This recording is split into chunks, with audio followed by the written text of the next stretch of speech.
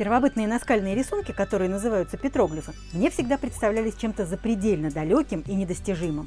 И когда оказалось, что до них от Москвы всего-то 900 километров по трассе, в первый же удобный момент мы, конечно же, отправились туда. Есть такой городок Пудож в Карелии, от которого до онежских петроглифов буквально рукой подать. Но, конечно, не пешком. Местные жители из окрестных деревень этим и живут.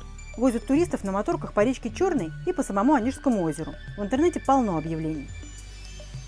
Мы созвонились с хозяевами лодки заранее, забронировали себе день и с утра уже были в деревне Каршево. На нее есть указатель с трассы. Там погрузились в моторную лодку и поплыли по очень живописной Черной речке. Плыть в одну сторону около получаса – это уже само по себе интересное приключение. Когда на Онежском озере даже небольшая волна, то лодки дальше устья не выходят, опасно. Так что нас высадили в устье речки около мыса Кладовец-Нос и пошли мы пешком. Обувь предусмотрительно взяли очень удобную, потому что идти где-то 2 километра по берегу бухты. Шли мы минут 40 по песчаному берегу, а вот если бы не было волны на озере, то нас подвезли бы на лодке намного ближе к Бесову носу. Бесов нос – это и есть мыс с самыми знаменитыми петроглифами. Если не считать волну, то в остальном нам крупно повезло с погодой. Жара прогрела озеро, так что идти можно было босиком по мокрому песку, шлепая по теплой воде, а комары не донимали, их озеро сносит ветром.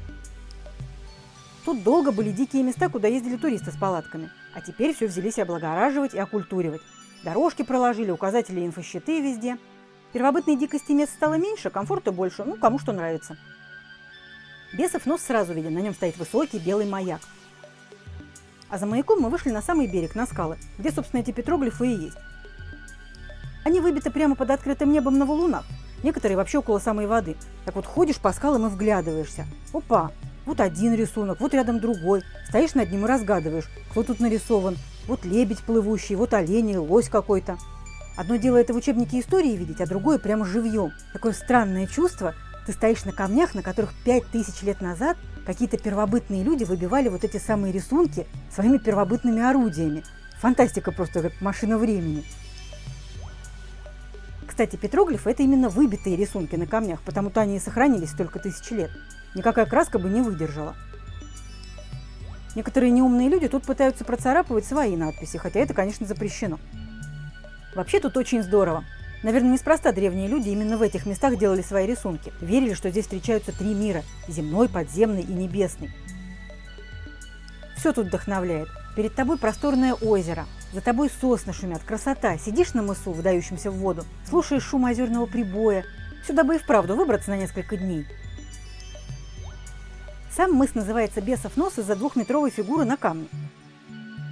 К самому знаменитому рисунку беса монахи здешнего монастыря когда-то пририсовали крест, чтобы как-то, видимо, смягчить его бесовское действие.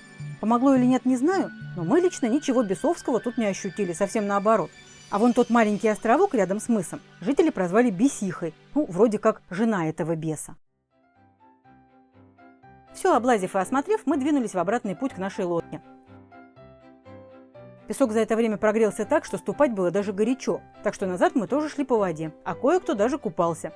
Вода теплее морской, дно мелкое и чистое, волны ласковые такие. И песок очень красивый, не просто желтый, а с красными и черными разводами, в аккурат под цвет красных и черных валунов. Мокрый он выглядит просто как картина.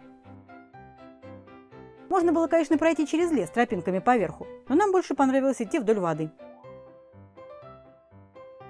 Вообще Бесов нос не единственный мыс с петроглифами. Если бы не волна на озере, нас бы довезли еще до Переноса. На нем тоже полно доисторических картинок, есть даже рисунок, прозванный первобытной Камасутрой. Вообще петроглифов на берегу Онежского озера ученые нашли около 1200 штук, и каждый год открывают все новые.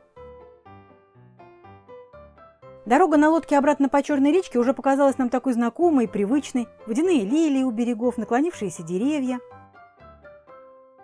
Когда появились лодочные сараи, стало ясно – прибыли. Мне кажется, тот, кто побывал на Онежском озере, непременно захочет вернуться сюда еще раз, или даже не раз. Во всяком случае, я надеюсь, что мы здесь обязательно побываем снова. В каждом выпуске мы рассказываем о необычном и самом интересном. Подписывайтесь на канал, нажимайте на колокольчик уведомлений, смотрите и путешествуйте.